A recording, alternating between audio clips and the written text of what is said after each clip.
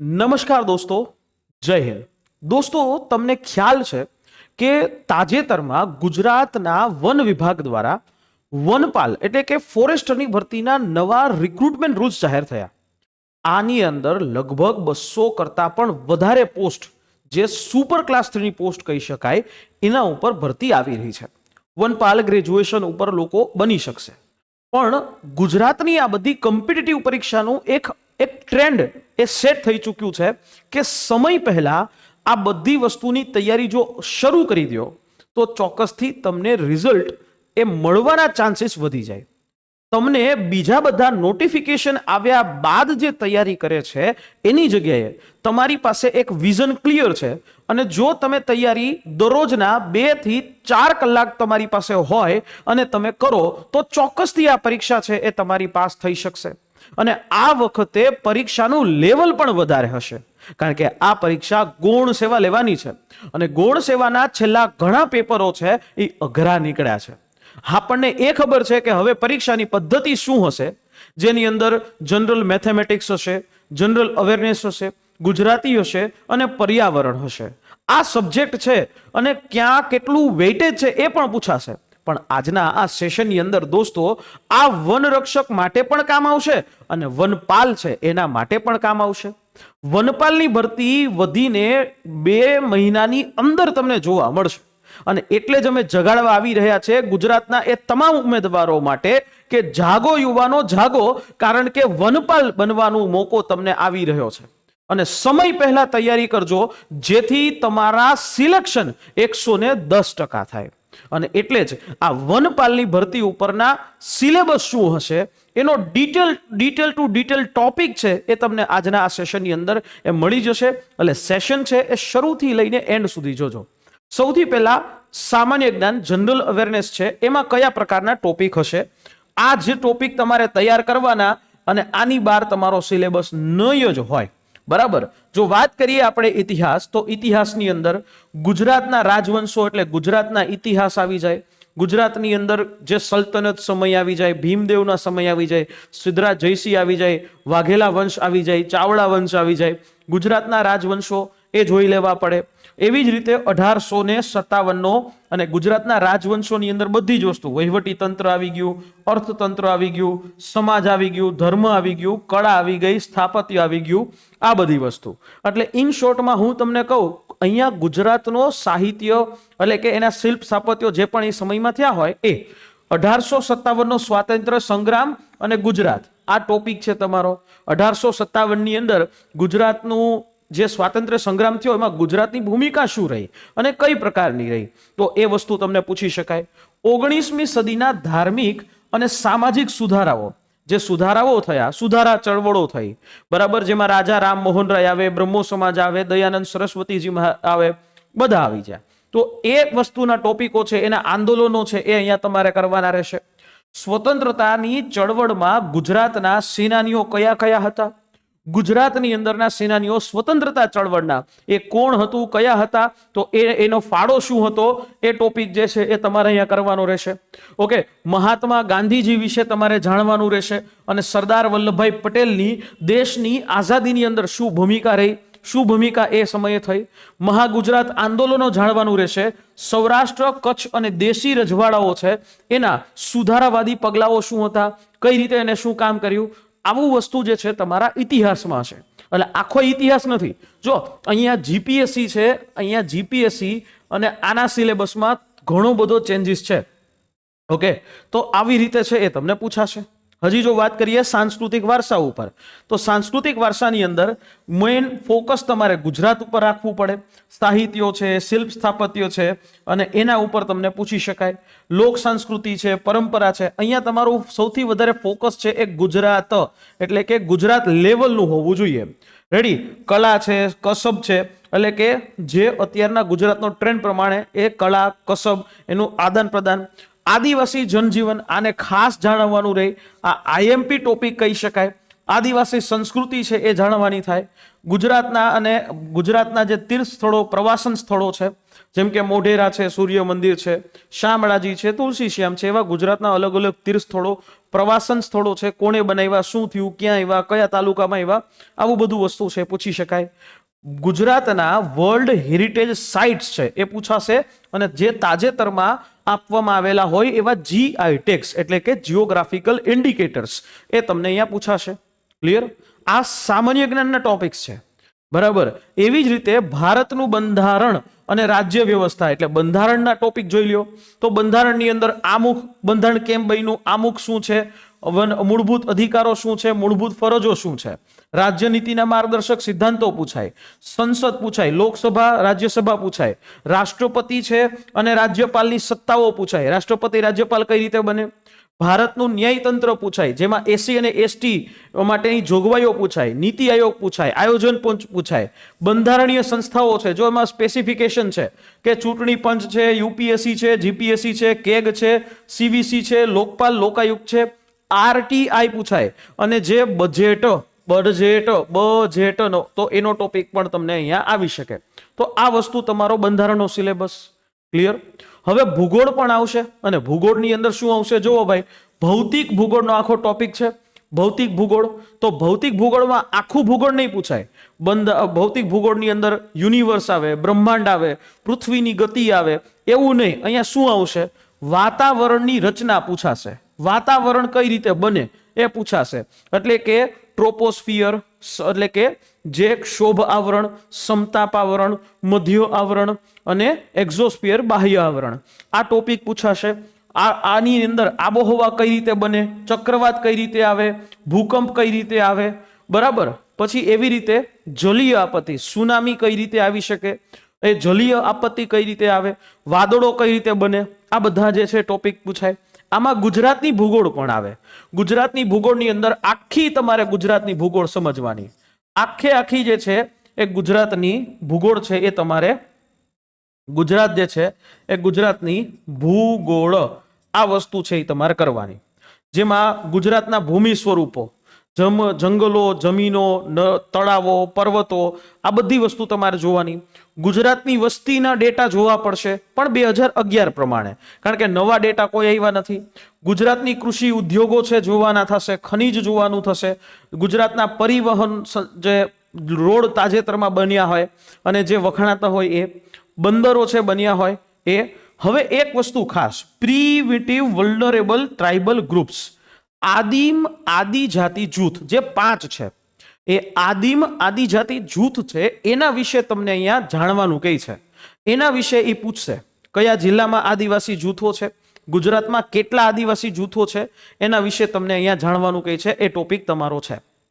વિજ્ઞાન અને ટેકનોલોજી છે તો એમાં બેઝિક સામાન્ય વિજ્ઞાન છે એ પૂછાશે. પછી અહીંયા ICT પૂછાશે, ગવર્નન્સ પૂછાશે, બરાબર. ઉર્જા લેવલની વસ્તુઓ છે, ઉર્જામાં પરંપરાગત ઉર્જા સ્ત્રોતો એટલે શું, બિન પરંપરાગત ઉર્જા સ્ત્રોતો છે એ કોને કહેવાય, આ વસ્તુ તમને પૂછાશે. સાથે સાથે current affairs, generally current affairs છે ને એ ડેઈલી કરવાનું આવે. કરંટ અફેર્સ છે એ હું અહીંયા લાસ્ટ મુજબ વાત કરીશ, 8 મહિનાનું કરંટ અફેર્સ તમારે કરવું પડે. એટલે કરંટ અફેર છે એ તમારે દરરોજ કરવું પડશે, દરરોજ. અને એ જ કરંટ અફેર્સ છે એ ઇન્ટરલિંક થશે બંધારણમાં, એ જ કરંટ અફેર ઇન્ટરલિંક થશે ભૂગોળમાં, એ બધી જગ્યાએ તમારે ઇન્ટરલિંકિંગ થશે. જેમાં તાજેતરના મુદ્દાઓ હોય, પ્રાદેશિક મુદ્દાઓ હોય, બરાબર, રાષ્ટ્રીય નેશનલ મુદ્દાઓ હોય, ઇન્ટરનેશનલ મુદ્દાઓ હોય, આ બધા લઈ લેવાના. આ તમારો સામાન્ય જ્ઞાન, આ એનો સિલેબસ અને આ એના ટોપિક વાઇઝ વાત કરી દીધી. હવે બીજી વાત, જે સામાન્ય બૌદ્ધિક ક્ષમતા પ્રમાણે જેને આપણે કહીએ છીએ જનરલ મેથેમેટિક્સ, બરાબર. તો જનરલ મેથેમેટિક્સની અંદર આટલી વસ્તુ આવે, સંખ્યા શ્રેણી થોડી ઘણી આવી શકે, ઘડિયાળ, કેલેન્ડર, ઉંમર સંબંધિત પ્રશ્નો, ઘાતાંકના પ્રશ્નો, વર્ગ વર્ગમૂળના પ્રશ્નો, ટકા, વ્યાજ, સમય અને કાર્ય, ટાઈમ અને વર્ક, પછી ઝડપનું અંતર, ડિસ્ટન્સ અને સ્પીડ, આવું બધું આવે. પછી સરેરાશ, ગુણોત્તર અને પ્રમાણ, કોઈ ડેટા આપ્યો હોય એ ડેટા ઇન્ટરપ્રિટેશન કરવાનું આવે, આખો કોષ્ટક આપ્યો હોય એ કોષ્ટક ઉપરથી તમારે એનું વિશ્લેષણ કરવાનું આવે. આવો સિમ્પલ ટોપિક છે, બરાબર. પછી વાત આવ્યું ગુજરાતી, તો ગુજરાતીમાં શું પૂછાય?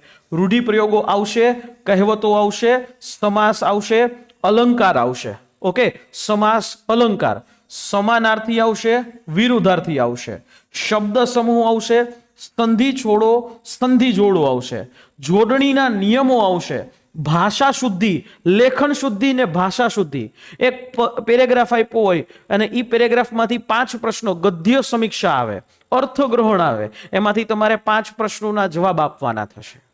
આવી રીતે ગુજરાતી એની ટોપિકો છે તમને પૂછાશે. રેડી?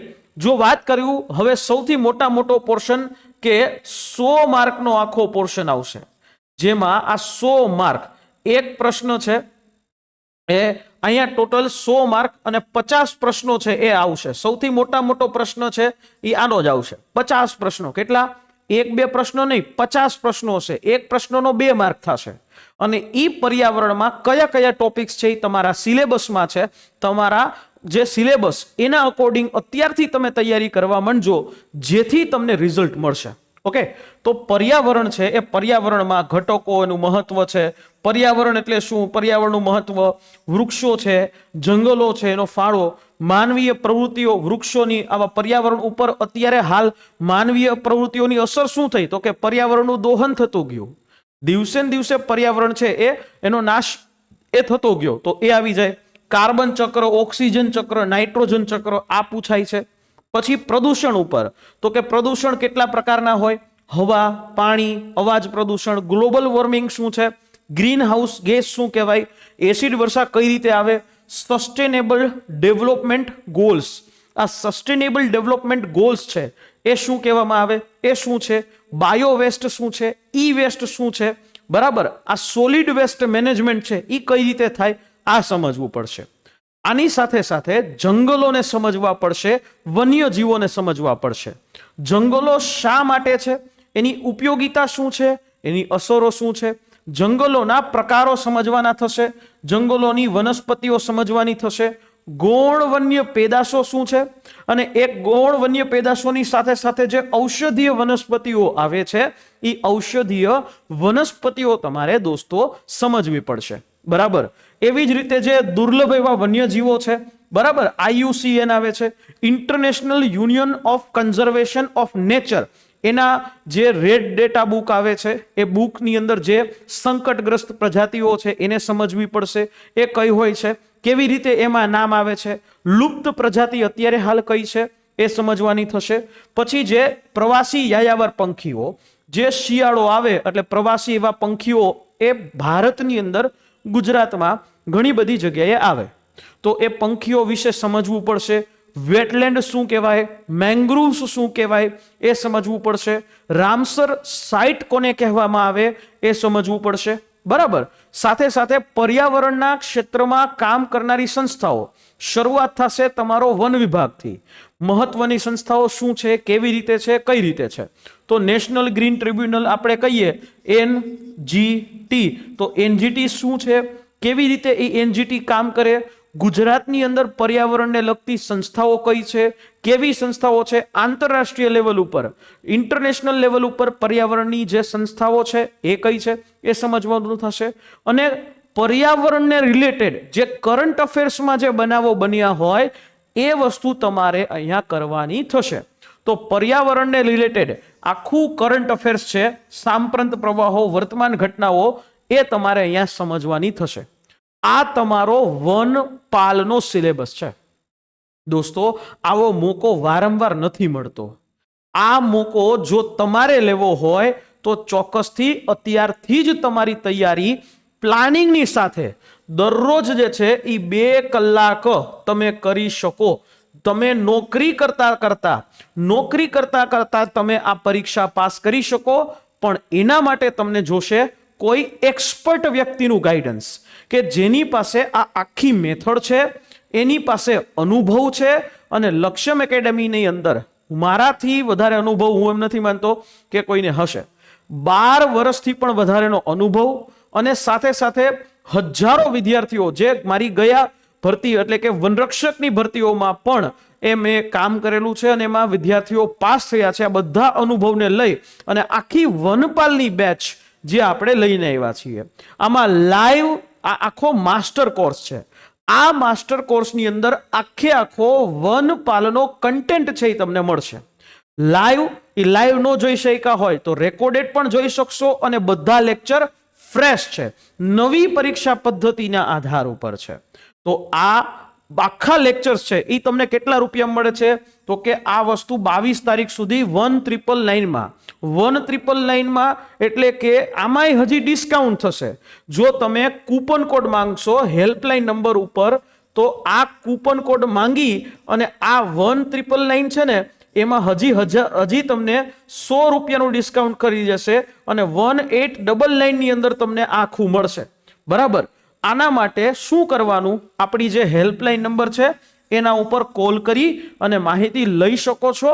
અને હા, આના ઉપર હું નેક્સ્ટ વીકથી લેક્ચર્સ તમને બધા આપતો પણ જઈશ. બરાબર.